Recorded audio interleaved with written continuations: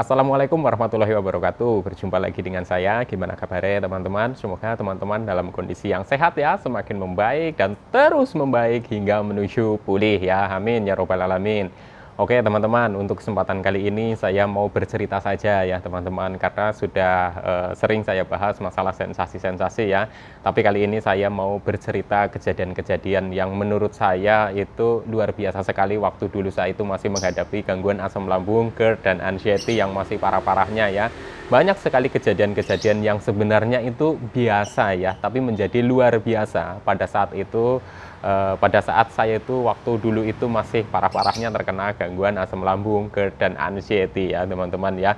Kalau untuk sekarang mengingat-ingat lagi rasanya itu kepingin ketawa-ketawa sendiri ya, pingin apa namanya ya, lucu saja gitu ya teman-teman. Tapi pada saat dulu saya mengalaminya itu sesuatu hal yang bukan lucu ya teman-teman, dan itu sesuatu hal yang menurut saya itu luar biasa sekali gitu ya, luar biasa menakutkan, luar biasa mengkhawatirkan ya teman-teman ya. Kejadian-kejadian apa saja yang saya alami ya teman-teman ya. Semoga eh, pengalaman saya ini bisa menjadi motivasi teman-teman buat teman-teman yang sedang menghadapi gangguan asam lambung, GERD, dan anxiety, bahwa gangguan asam lambung, GERD, dan anxiety ini yang rasanya itu luar biasa sekali ya, luar biasa sekali ya. Karena apa saya bilang luar biasa sekali? Karena sulit digambarkan, sulit diceritakan, dan sulit dipahami oleh orang-orang yang tidak terkena gangguan asam lambung, GERD, dan anxiety ya. Yang pertama adalah ketakutan ya teman-teman ya. Jadi waktu dulu itu saya itu ya, waktu masih parah-parahnya itu, semua itu serba ketakutan ya. Yang terutama itu adalah takut M-nya ya teman-teman ya, takut N gitu ya. Intinya takut N itu. Jadi semua saya hubungkan dengan rasa mengkhawatirkan, rasa takut ya. Contoh kecil saja ya teman-teman ya, waktu dulu itu ya. Pada saat saya itu merasakan kecemasan yang tinggi ya, anxiety-nya tinggi ya, psikosomatisnya tinggi gitu ya teman-teman ya. Pada saat saya itu mencoba keluar rumah gitu kan, saya itu mengalami sesuatu hal yang menurut saya itu wah, mengkhawatirkan sekali gitu ya, mengkhawatirkan. Karena apa? Pandangan saya itu seperti tidak nyata ya teman-teman, seperti tidak nyata gitu. Ngelihat orang ngobrol aja, ngelihat orang lagi bercakap-cakap gitu ya, itu saja itu saya itu merasa seperti apa namanya, kayak tidak nyata gitu ya, kayak tidak nyata gitu ya teman-teman. Dan waktu itu saya itu dulu itu saya takut sekali ya teman-teman, takut sekali. Waduh, kok saya itu begini gitu ya. Jadi kecemasannya tambah lagi gitu ya teman-teman ya.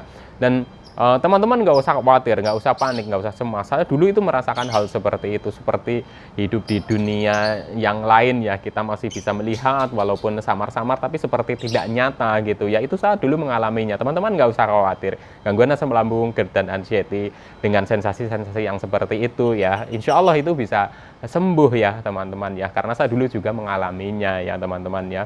Terus ketakutan apa lagi ya yang menurut saya itu dulu itu apa namanya, sangat ini ya teman-teman ya, sangat teringat sekali, itu adalah ketakutan yang sebenarnya itu biasa kita lakukan setiap hari ya. Contoh misalkan mandi ya teman-teman ya, mandi. Nah, pada saat mandi itu saya itu namanya takut mandi itu cukup lama ya teman-teman ya, bisa kemungkinan ya 1 mingguan mungkin lebih ya, kurang lebih ya, saya nggak menghitung ya teman-teman, mungkin 1 mingguan lebih itu saya itu nggak mandi ya teman-teman. Jujur saya itu ngomong apa adanya gitu, jujur. Karena apa? Karena saya itu saking takutnya ya teman-teman, mandi aja pertama-tama itu saya suruh tungguin. Serius, saya itu ngomong ini serius. Di apa namanya, ditungguin gitu. Jadi istri saya nungguin saya itu mandi ya teman-teman. Dan mandinya itu saya nggak mau di dalam apa namanya, kamar mandi gitu. Sampai sebegitunya dulu ya teman-teman. Kalau saya mengingat sekarang itu sangat lucu sekali gitu ya. Jadi untuk teman-teman ya, apa namanya, ketika teman-teman sedang merasakan hal seperti ini ya, itu sangat wajar sekali ya. Tapi teman-teman itu juga harus dilatih terus ya teman-teman ya. Dan itu suatu kejadian yang menurut saya itu apa namanya, kejadian yang biasa menjadi luar biasa ya teman-teman, pada saat itu terkena gangguan asam lambung, GERD, dan anxiety yang masih parah-parahnya ya teman-teman ya. Nah, setelah itu saya sudah bisa apa namanya, sudah berani ya mandi sendiri, tapi ya tetap masih di luar kamar mandi gitu ya teman-teman. Saya nggak berani apa namanya, mandi di dalam kamar mandi, masih di luarannya gitu ya, pakai ember, pakai air hangat gitu ya teman-teman ya. Dan anehnya lagi ya teman-teman ya, waktu dulu itu saya itu sering mengalami yang namanya kecemasan, ketakutan yang tidak berdasar menurut saya ya. Jadi contohnya begini teman-teman ya. Ketika saya itu mendengar suara-suara mitos-mitos ya, seperti suara burung apa kedasih gitu yang bunyinya dir dir dir dir, itu kan orang mengatakan bahwa apa namanya itu kan burung lambang apa itu ya teman-teman ya. Itu saya panik teman-teman, saya panik sampai benar-benar waduh itu gimana caranya, itu kok burung itu bunyi terus lagi ya, pikiran lagi kacau, lagi kalut gitu ya, tambah dengar suara itu ya teman-teman ya. Itu kalau saya mengingat-ingat waktu itu dulu itu sungguh luar biasa sekali ya teman-teman ya. Jadi teman-teman ya, menurut saya itu wajar ya ketika teman-teman itu mengalami ketakutan, kecemasan yang seperti itu. Tapi itu harus dilatih bahwa apa namanya ketakutan-ketakutan seperti itu ya ketika kita respon terus itu akan semakin menjadi teman-teman ya. Jadi anggap saja ya itu burung lah, sudah biasa saja gitu ya, biasa saja gitu. Orang namanya burung bunyi ya memang kodratnya memang namanya burung sedang mencari makan atau memanggil teman-temannya ya, itu seperti itu ya teman-teman, dia akan berbunyi gitu ya. Memang apa namanya memang sudah kodratnya seperti itu ya teman-teman ya. Kalau dulu memang saya nggak berpikir sampai sebegitu ya teman-teman, yang ada itu ketakutan. Tapi untuk teman-teman, kenapa saya ceritakan seperti ini supaya teman-teman itu nggak usah takut, nggak usah khawatir, nggak usah cemas ketika teman-teman itu dalam apa namanya menghadapi gangguan ini dengan sedang merasakan ketakutan, kecemasan, terus dengar suara-suara yang seperti itu atau kejadian-kejadian mitos itu, jangan terlalu direspon teman-teman, biasa saja, walaupun itu susah, biasa saja, santai aja ya. Memang itu sudah seperti itu gitu ya, mau digimanain lagi. Orang burung datang terus berbunyi yang karena di pinggir-pinggir banyak pohon-pohon, mungkin dia itu sedang mencari makan atau mungkin dia sedang memanggil kawan-kawannya gitu ya, bisa saja ya teman-teman ya. Jadi nggak usah dikhawatirkan, nggak usah dicemaskan ya. Dan ketika saya sudah mulai melatih lagi, ada aja ya teman-teman ya, ada aja. Jadi saya itu ketakutan bepergian ya teman-teman ya. Jadi ketakutan bepergian. Ketika saya itu bepergian, mencoba bepergian ya, walaupun ya itu hanya jarak misalkan 500 meter ya teman-teman, itu saya itu selalu bawa ini HP ya teman-teman, HP dalam apa namanya posisi standby. Artinya posisi standby ketika saya terjadi apa-apa gitu ya, ini HP pokoknya ini harus aktif. Dan apa namanya sandinya itu saya nggak pakai ya teman-teman, nggak pakai sandi gitu. Jadi berharap ketika saya terjadi sesuatu, terjadi apa-apa gitu ya, orang itu gampang apa namanya membuka gitu ya teman-teman, sampai berpikiran seperti itu ya teman-teman ya. Jadi ketika teman-teman sedang merasakan hal seperti itu, nggak usah khawatir, nggak usah panik, nggak usah cemas. Apa yang pernah saya alami, ketakutan-ketakutan itu ya, alhamdulillah tidak terjadi ya. Saya kan takutnya kalau pergi nanti pingsan di jalan, nggak ada yang nolongin, terus nanti saya bagaimana, pokoknya ketakutan seperti itu, berpikiran seperti itu ya teman-teman ya. Itu selama saya hadapi ya waktu dulu itu ya tidak terjadi ketakutan-ketakutan yang seperti itu ya teman-teman ya. Sampai dengan saya sudah bisa bepergian jauh saja, bisa naik motor gitu ya. Yang pertama itu harus dilatih dengan saya itu dengan teman gitu ya, dengan istri, dengan pokoknya ada boncengannya gitu ya. Dan saya sudah berani sendiri pun itu masih ada ya teman-teman, masih ada rasa panik, rasa cemas itu masih ada teman-teman ya. Dan untuk teman-teman makanya apa namanya gangguan panik, gangguan cemasnya yang berlebihan ini itu memang tidak langsung gitu ya, tidak langsung hilang, tapi secara bertahap hilangnya ya teman-teman ya. Dulu yang saya lakukan apa? Ketika saya bepergian, kembali lagi ya, HP itu saya tidak kunci ya teman-teman ya. Dompet selalu saya bawa, padahal waktu itu saya di kampung ya teman-teman. Dompet selalu saya bawa. Terus yang mungkin terlalu berlebihannya ya, saya itu sampai sempet-sempetnya itu beli apa namanya name tag gitu ya teman-teman, yang dikalungin di sini ya, apa namanya dikalungin, saya kalungin di leher terus masukin ke sini. Jadi intinya saya berharap ketika saya terjadi apa-apa, saya cepat apa namanya diketahui identitasnya gitu. Sampai berpikiran seperti itu teman-teman. Coba bayangin waktu itu gimana rasanya, kecemasan saya bagaimana, itu sudah tinggi sekali waktu itu. Walaupun saya itu sudah berani bepergian sendirian teman-teman ya, saya itu masih melakukan hal-hal seperti itu teman-teman ya. Sampai dengan saya itu yang namanya keliengan ya teman-teman ya, keliengan, saya itu keliengan, sempoyongan, badan oleng itu ya. Itu kan sensasinya itu luar biasa gitu ya. Seperti gimana saya itu apakah bisa normal kembali gitu ya. Dengan kondisi seperti ini, jalan aja itu seperti kayak ada gempa setiap hari, badan itu goyang.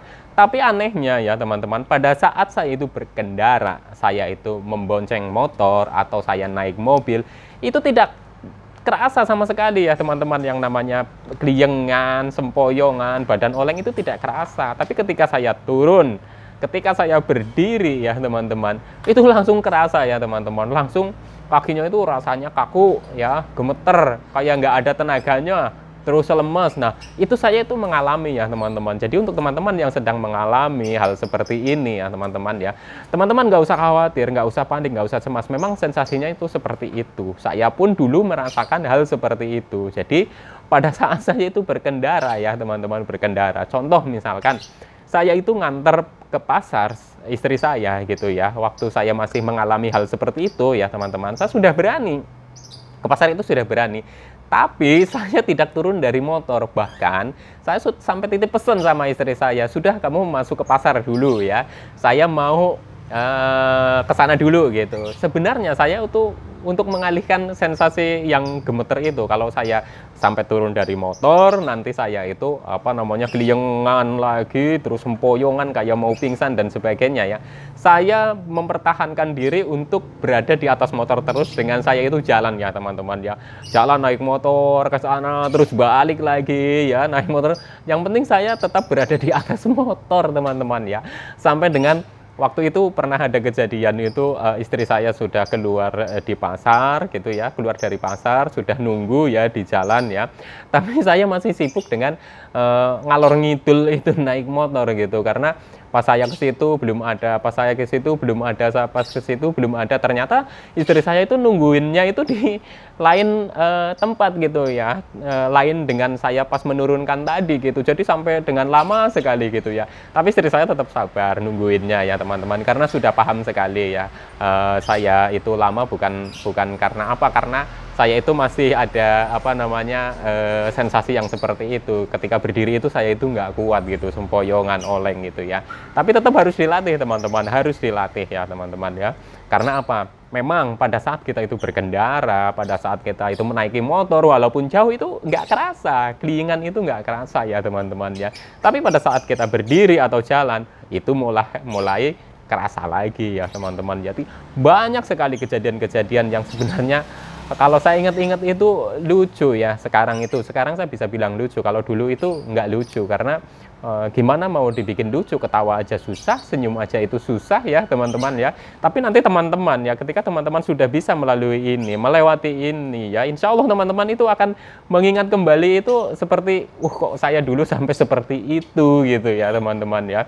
Sampai dengan kejadian-kejadian yang sebenarnya saya ini kenapa gitu. Sebenarnya ini saya itu sakit apa gitu ya, sampai dengan seperti itu, kebingungan banyak yang disarankan ke apa namanya orang pinter dan lain-lain gitu ya teman-teman, sampai dengan yang apa namanya pokoknya yang hal-hal yang menurut saya itu hal-hal yang nggak pernah saya lakukan sebelumnya ya teman-teman ya, yang saya itu harus apa namanya pokoknya gimana ya, kalau saya ceritakan itu, kalau mengingat itu benar-benar kocak juga ya, lucu juga ya, karena saya juga sempat dilihat atau diterawang oleh ahli supranatural gitu ya. Barangkali saya itu ada sesuatu hal yang dari dunia lain menempel ke saya gitu ya teman-teman. Dan pada saat itu saya juga merasakan ya seperti sebenarnya biasa saja, cuma sensasinya ini luar biasa ya. Tapi ketika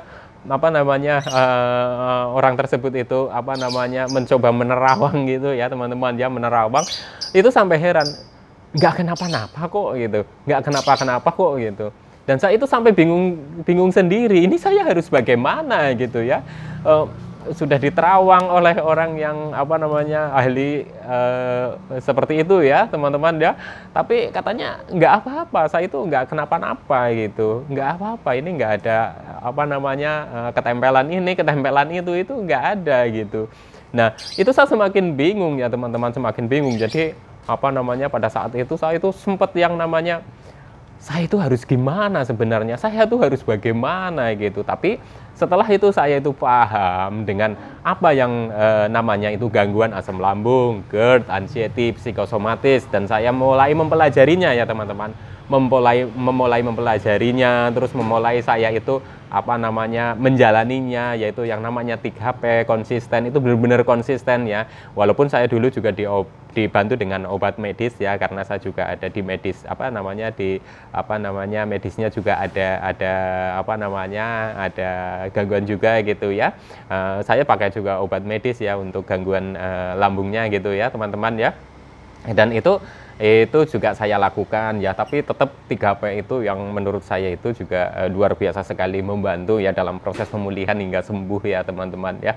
Jadi untuk teman-teman yang sedang merasakan hal seperti saya waktu dulu itu ya, sensasinya itu seperti saya yang sekarang teman-teman sedang rasakan ya, nggak usah khawatir teman-teman, nggak usah cemas ya, nggak usah panik. Teman-teman tetap hadapi saja ya, jalani, hadapi, konsisten dengan 3P, insya Allah teman-teman itu akan semakin membaik dan terus membaik hingga menuju pulih. Memang sensasinya itu luar biasa sekali. Banyak kejadian-kejadian yang menurut saya itu waktu dulu itu yang kejadian yang sebenarnya itu biasa teman-teman ya, tapi menjadi luar biasa sekali ya. Itu sesuatu hal yang wajar sekali ya, menurut saya itu seperti itu. Kenapa saya bisa bilang seperti itu? Karena saya dulu juga pernah merasakan hal seperti itu teman-teman ya. Intinya teman-teman itu tetap semangat ya. Intinya itu teman-teman tetap semangat, tetap yakin gangguan asam lambung, GERD, dan anxiety ini bisa sembuh. Insya Allah teman-teman juga akan sembuh. Amin ya robbal alamin ya teman-teman ya. Pokoknya banyak sekali sebenarnya kejadian-kejadian yang apa namanya menurut saya itu dulu itu apa namanya ya sesuatu hal yang biasa sebenarnya, sesuatu hal yang biasa, tapi saya respon dengan luar biasa, dan itulah yang membuat saya waktu itu semakin kepikiran terus hingga kecemasannya itu bertambah ya teman-teman ya, berhalusinasi dan lain-lain gitu ya teman-teman ya. Intinya teman-teman tetap semangat, gangguan asam lambung, GERD, dan anxiety ini bisa sembuh ya teman-teman. Semoga menyusul sembuh ya, amin ya robbal alamin. Oke, sekian dulu saya ceritanya, lain kali disambung lagi ya teman-teman ya. Saya belum mandi teman-teman ya, mau mandi dulu ya. Oke, sekian dulu ya. Semoga bisa memotivasi teman-teman ya, ataupun bisa menemani teman-teman dalam menghadapi gangguan asam lambung, GERD, dan anxiety ya teman-teman ya. Salam sehat jasmani dan rohani. Wassalamualaikum warahmatullahi wabarakatuh.